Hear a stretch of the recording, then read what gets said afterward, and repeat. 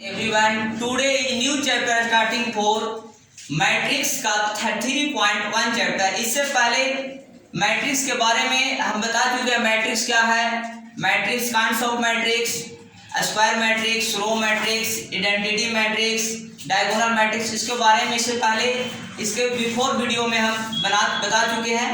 अगर इसके पहले मैट्रिक्स के बारे में आप जानना चाहते हैं तो इसी को मैथमेटिक्स रिसर्च सेंटर पर जाकर मैट्रिक्स के बारे में समझ सकते हैं, जान सकते हैं कि मैट्रिक्स क्या होता है। उसके बाद आज हम फर्स्ट चैप्टर स्टार्ट कर रहे हैं 3.1, जिसको बारे में आप लोग जाने कि 3 कोई भी एक मैट्रिक्स दिया हुआ है 2 5 19 -7 35 -2 5 और 2 12 3 -1 3 1 -5 एंड 70। ए मैट्रिक्स दिया हुआ है m इंटू n ऑर्डर का कोई मैट्रिक्स दिया हुआ है, m इंटू n ऑर्डर का कोई मैट्रिक्स दिया हुआ है, m इंटू n ऑर्डर का कोई मैट्रिक्स दिया हुआ है।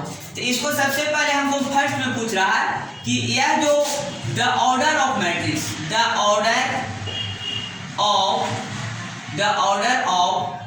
मैट्रिक्स, यह मैट्रिक्स जो है कितने इंटू कितने ऑर्डर का। तो ये होता हमारा क्या होता, रो होता, ए का होता कॉलम होता। तो रो कितना, 1 रो 2 रो 3 रो 4 रो। कितना रो है, रो जो है हमारा 4 है एंड कॉलम जो है 1 2 3, कॉलम जो है 3। तो ये मैट्रिक्स हमारा कितने ऑर्डर का है, 3 इंटू 4 ऑर्डर का है। तो ये मैट्रिक्स हमें m इंटू n जो ऑर्डर का है, ये कितना ऑर्डर का मैट्रिक्स है, 3 इंटू 4। तो फर्स्ट क्वेश्चन में हमको पूछा है कि यह ऑर्डर ऑफ मैट्रिक्स है जो कितने ऑर्डर का है। तो इसको आंसर हम क्या जवाब देंगे कि 3 इंटू 4 ऑर्डर का है। m इंटू n ऐसे भी लिख सकते हैं, m into n order equal to 3 into 4 order से लिख सकते हैं। 3 इंटू 4 ऑर्डर का ये मैट्रिक्स है। क्वेश्चन नंबर 2, ये हमको कह रहा है कि the number of elements. Question number 2 में हमको पूछ रहा है कि द नंबर ऑफ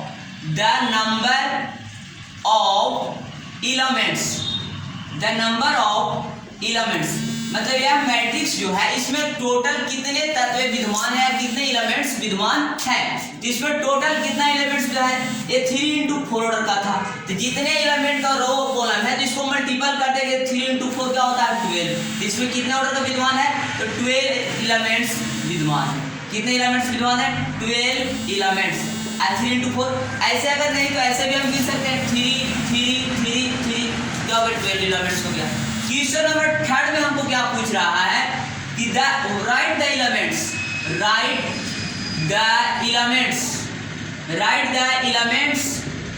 हमको एलिमेंट्स के नाम लिखना, कौन कौन एलिमेंट्स के नाम लिखना, A13 A21 A33 A24 A23। ये एलिमेंट्स को हमको नाम लिखना कि एलिमेंट्स का नाम क्या होगा। तो इससे पहले हम सबसे पहले ये जाने कि मैट्रिक्स जो बना हुआ कितने ऑर्डर का बना हुआ, 3 इंटू 4 ऑर्डर का मैट्रिक्स बना हुआ है। तो 3 इंटू 4 ऑर्डर का कोई भी अगर मैट्रिक्स आता है तो इसको हम लिखेंगे तो किस आधार पर लिखते हैं, A11 A12 A13 A14। ताकि 4 कॉलम है, 4 रो में है, 1 2 3 4 A14 तक, फिर A21 A22 A23 A24। फिर इस तरीका से लिख रहे हैं A31 A32 A33 A34 A34। ये क्या हो गया हमारा जो मैट्रिक्स हो गया, कितना ऑर्डर का है, 3 इंटू 4 ऑर्डर का। 3 कॉलम है 4 रो है। अब इसमें हमको पहला पूछ रहा है कि A13 हमारा कहाँ, यहाँ पर A13 है। तो पहला दूसरा तीसरा नंबर पर A13 का मान यहाँ से देखेंगे क्या मान, पहला दूसरा तीसरा नंबर पर हमारा क्या आता है 19। तो A13 का मान यहाँ कितना है 19। तो यहाँ क्या कर देंगे हम 19, यहाँ पर क्या कर देंगे 19। इसके बाद पूछा A21 कहाँ है, सेकेंड कॉलम में, सेकेंड रो में दूसरा नंबर पर है। तो A21 का मान हमको यहाँ सेकेंड नंबर पर देखेंगे तो कितना है 35। तो A21 का मान कितना हो गया 35। इसी तरीका से A33 का मान हमको दिया हुआ कितना, A33 थर्ड लाइन में थर्ड नंबर पर कितना है -5। तो क्या हो गया हमारा -5।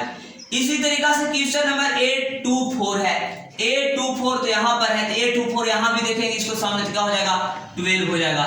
इसी तरीका से A23, तो A23 यहाँ पर है तो इसका मान कितना हो जाएगा 5/2 हो जाएगा A23। तो इस तरीका से हम सभी को ज्ञात कर सकते हैं, सभी के बजाय किसी का भी मान पूछे तो। इसके बाद ये क्वेश्चन हमारा सॉल्व हो गया। इसके बाद क्वेश्चन नंबर 2 में चलते हैं। क्वेश्चन नंबर 2 क्या कर रहा है? कह रहा है कि if A matrix 24 elements, if A matrix एक जो मैट्रिक्स है कितना एलिमेंट्स का है? टोटल 24 एलिमेंट्स का है। इस मैट्रिक्स में टोटल 24 एलिमेंट्स हैं। तो what are possible order can have, तो कह रहा है कि what are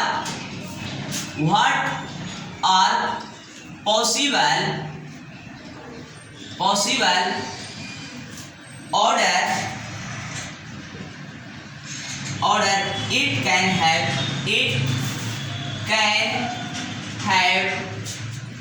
what if it has 13 elements। मतलब इफ एक मैट्रिक्स है जो 24 एलिमेंट्स का है, तो इसको पॉसिबल कितने ऑर्डर इसको पॉसिबल हो सकता है कि यार 24 कौन-कौन पहाड़ा से कौन-कौन टेबल से काट सकता है। जैसे 24, तो 24 कौन-कौन से काट सकता है? 24 को अगर हम करेंगे तो 1 गुने 24, 1 into 24 1 से काट सकता है, 2 into 12 2 से काट सकता है, 3 into 8 3 से कट सकता है। इसी तरीका से 4 into 6 4 से कट सकता है। इसी तरीका से 6 into 4 से कट सकता है। इसी तरीका से 8 into 3 से कट सकता है। इसी तरीका से 9 into 2 से कट सकता है, 9 से नहीं, इसी तरीका से 12 into 2 से कट सकता है। इसी तरीका से 24 into 1 से कट सकता है। तो ये हमारा टोटल 24 का ऑर्डर हुआ कि ये ऑर्डर से इसमें एलिमेंट पॉसिबल ऑर्डर हो सकता है 24 में 1 2 ये सब इतना ऑर्डर हो सकता है। इसी तरीका से अगर 13 को हम करेंगे तो 1 into 13 से कर सकता है और 13 into 1 से कर सकता है। ये सिर्फ 2 ही पॉसिबल ऑर्डर इसमें हो सकते हैं। इसी तरीका से question number third question number भी सेम टू सेम है। ये क्वेश्चन नंबर हम आप लोग शायद बन जाएगा आप लोग से, कारण कि इसमें दिया हुआ है 18 एलिमेंट्स और एक दिया हुआ हमारा 5 एलिमेंट्स। 18 कौन-कौन टेबल में कटता है, 5 कौन-कौन टेबल में से कटता है। तो एक क्वेश्चन तो शायद आप लोग बन जाएगा, कोशिश करके देखिएगा, जरूर आप लोग से बन जाएगा। इसी तरीका से क्वेश्चन नंबर 4 में हम चलते हैं।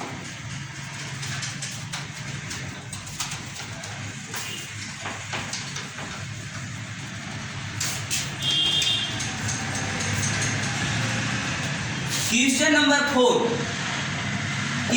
4 क्या कर रहा है?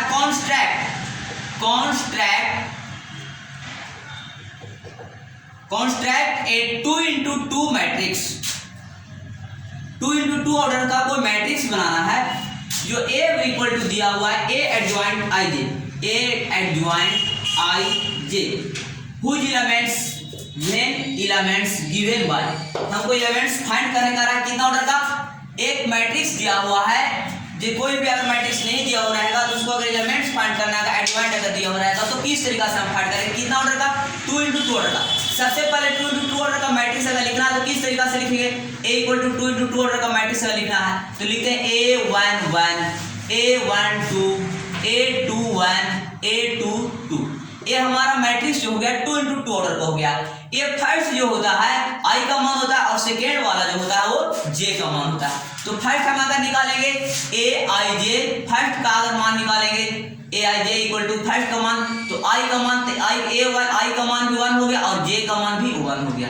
i का मान भी, और इसमें फर्स्ट में हमको क्वेश्चन दिया हुआ, फर्स्ट क्वेश्चन हमको दिया हुआ है, सॉरी फर्स्ट क्वेश्चन नहीं लिखना भूल गए। aij इक्वल टू दिया हुआ है i प्लस j के स्क्वायर, i प्लस j के स्क्वायर और y 2 दिया हुआ है। यही क्वेश्चन पर हमको इसका 2 into 2 ऑर्डर मैट्रिक्स का मान निकालना है, वैल्यू निकालना है, क्या क्या होगा। तो हम सबसे पहले i का मान 1 निकाले और j का मान भी 1 था, i बराबर भी 1 और j बराबर भी 1। तो i का मान कितना हम बैठा रहे हैं? 1 बैठाएंगे और j का मान भी कितना दिया हुआ 1, यहाँ भी 1 है। तो i बराबर भी 1 और j बराबर 1, y 2 है तो 2 और स्क्वायर है तो स्क्वायर। तो देखो 1 का स्क्वायर 1 कितना हो जाएगा? 2, स्क्वायर है तो स्क्वायर कर दिए, y2 के 2, तो 2 का स्क्वायर करेंगे तो कितना हो जाएगा? 4 और y2 के 2, तो 2 2 या 4। तो आंसर क्या होगा हमारा? a11 का मान कितना आ गया हमारा? 2 आ गया। तो इसी तरीका से a11 का मान कितना लिख देंगे हम? 2। इसी तरीका से हम निकालेंगे a12 का मान निकालेंगे, तो i का मान 1 और j का मान 2, तो 1 प्लस 2 स्क्वायर है तो स्क्वायर और y2 के 2, तो 1 + 2 कितना हो गया हमारा 3 और y2 स्क्वायर है तो स्क्वायर, तो 3 का स्क्वायर करेंगे कितना हो जाएगा 9y2 हो गया। तो ये क्या हो गया हमारा a12 का मान 9y2 आ गया। इसी तरीका से हम निकालेंगे a21 का मान निकालेंगे, तो a21 से a का मान 2, अब j का मान क्या हो जाएगा 1, तो a के मान 2 कर देंगे और j का मान 1 कर देंगे और y2 स्क्वायर है तो स्क्वायर कर दिए, तो 2 और 1 कितना हो गया 3 और y2 3 का स्क्वायर y2, तो ये भी क्या हो गया सेम टू सेम 9y2 ही हो गया। तो a21 का मान भी कितना हो गया 9y2 हो गया। इसी तरीका से a22 का भी मान ज्ञात कर सकते हैं, तो a22 तो i का मान भी 2 हो बैठाएंगे और j का मान भी 2 बैठाएंगे और y2 स्क्वायर है तो स्क्वायर, तो 2 कितना हो गया 4 का स्क्वायर और y क्या हो गया 2, तो 4 का स्क्वायर करेंगे तो 16 और y2 तो 2 8 जा 16, तो हमारा क्या आ गया 8 आ गया। चौथा क्या आ गया हमारा 8, तो ये क्या हो गया, तो ये हमारा 2 × 2 ऑर्डर का मैट्रिक्स निकल गया। इस तरीका से हम लोग किसी भी मैट्रिक्स को 2 × 2 ऑर्डर का निकालना रहेगा, चाहे माइनस में, जैसे इसी तरीका से 4 का क्वेश्चन नंबर 2 में दिया हुआ है i/j, तो इस तरीका से आप लोग निकाल ले सकते हैं, 4 का 3 भी निकाल सकते हैं। लेकिन अब हम जाने कि 3 × 3 ऑर्डर का अगर मैट्रिक्स दिया हो रहेगा तो वो कैसे निकलेगा, तो 3 × 3 ऑर्डर का भी मैट्रिक्स अगर रहेगा, जैसे 3 × 3 ऑर्डर का कोई मैट्रिक्स दिया हुआ है तो उसको किस तरीका से हम सॉल्व करेंगे, जैसे 3 × 3 ऑर्डर का मैट्रिक्स कॉन्स्ट्रैक्ट या 3 × 4 ऑर्डर का कह सकता है construct. Question number 5 construct 3 × 5 order, 3 × 5 order का मैट्रिक्स अगर निकालना है तो इसको हम किस तरीका से निकालेंगे, 3 × 5 ऑर्डर का 4 ऑर्डर निकालना रहेगा तो देखो इस तरीका से हम लिखेंगे 3 × 4, मतलब कॉलम कितना हो रहा है 3 a11 a21 a31, इस तरीका से 3 कॉलम हो गया। इस तरीका से रो कितना 4, तो a12 a13 a14 a21 a22 a23 a32 a33 a34, इस तरीका से हम मैट्रिक्स हमको निकालना होगा। ये मैट्रिक्स 3 × 4, यही ऑर्डर का मैट्रिक्स हमको डिफाइन करना है कि इतना ऑर्डर का हमको मैट्रिक्स बनना चाहिए। इसको मैं क्वेश्चन ऐसे दो निकाल कर बताते हैं, इससे आप निकाल लीजिएगा। जैसे क्वेश्चन हमको दिया हुआ है 5 में aij = -3i + j, ये क्या दिया हुआ मोड लगा हुआ, क्या लगा हुआ इसको में हमको मोड लगा हुआ, तो मोड के अंदर अगर माइनस में रहे या प्लस में रहे, बाहर हमेशा प्लस में होता है, माइनस में रहे तो भी बाहर जाएगा तो प्लस में होगा, प्लस में रहे तो भी बाहर जाएगा तो प्लस में होता है। तो फर्स्ट अगर हम निकालते हैं a11 मतलब i का मान भी 1 और j का मान भी 1, अगर हम निकालते हैं तो क्या हमको आता है, यहाँ पर देखो 1/2 भी है, यहाँ क्या क्वेश्चन में 1/2 भी है, याद रखो। तो 1/2 के हम 1/2 लिख दिए, -3 के -3 i के मान हम क्या बैठा दिए 1 प्लस j का मान भी क्या हो गया 1। अब ध्यान दो यहाँ कितना हो गया 1/2 के 1/2, -3 में 1 से गुना करेंगे तो -3 हो जाएगा और 1 के 1 हो गया। अब देखो कि 1/2 1 में से -3 जाएगा तो कितना हमको बच गया -2 बचेगा। तो हम अभी बताएं थे इससे पहले कि रिमोट के अंदर माइनस में रहे तो बाहर आएगा तो भी प्लस में होगा और प्लस में भी रहेगा तो बाहर जाएगा तो भी प्लस में होगा। तो इसको हम बाहर करेंगे तो क्या हो जाएगा 1/2 माइनस में होगा प्लस में हो गया, 2 से 2 क्या हो गया कैंसिल, तो क्या हो गया हमारा 1 हो गया। तो a11 के मान कितना हो गया, अगर मैट्रिक्स बनाएंगे तो a11 का मान कितना हो जाएगा 1 हो जाएगा। इसी तरीका से a12 का भी मान हम ज्ञात कर सकते हैं, a12 इसी तरीका से हम क्या का मान ज्ञात कर सकते हैं, a12 का भी मान हम ज्ञात कर सकते हैं।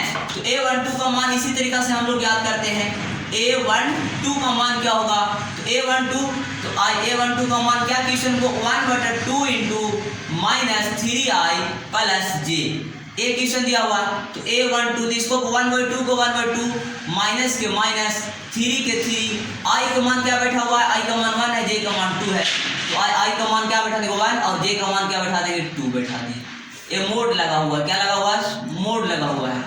तो 1/2 के 1/2 -3 में 1 से गुना करेंगे तो -3 2 में 1 से तो 2 हो गया, तो 2 में से -3 जाएगा तो क्या बचेगा -1 बचेगा, -1 बाहर आएगा तो क्या होगा प्लस का मोड लगाओ, तो 1/2 में 1 से गुना करेंगे तो 1/2 हो गया। तो इस तरीका से 1 क्या हो गया 2 हो गया। इसी तरीका से और फिर तीसरा मान भी निकाल सकते हैं, चौथा भी पांचवा भी इसी तरीका से। इस तरीका से आप लोग शायद निकाल लीजिएगा, अगर नहीं निकलेगा तो आप लोग को फिर हम आगे कंक्लूजन कर सकते हैं, कमेंट में पूछ सकते हैं। आगे क्वेश्चन नंबर 6। क्वेश्चन नंबर 6 अब क्या कर रहा है, इस तरीका से 5 को आप लोग सॉल्व कर लीजिएगा। Question number 6,